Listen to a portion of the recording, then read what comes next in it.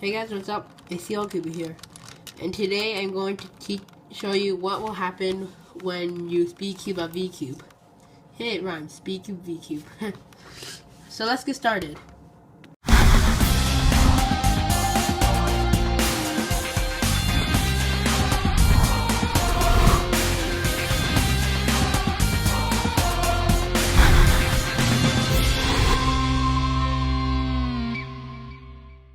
Before you do it, I'm going to do it first so you can prevent doing something bad. So I'm going to solve the V cube in a speedway.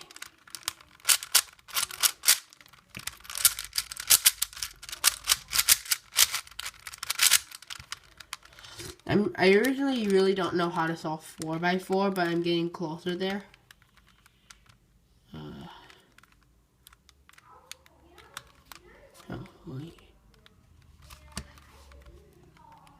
Oh, that's why. Blue.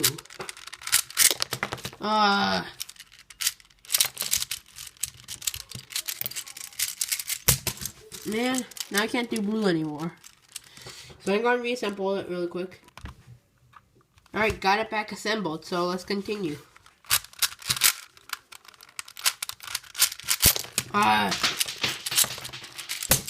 Not again.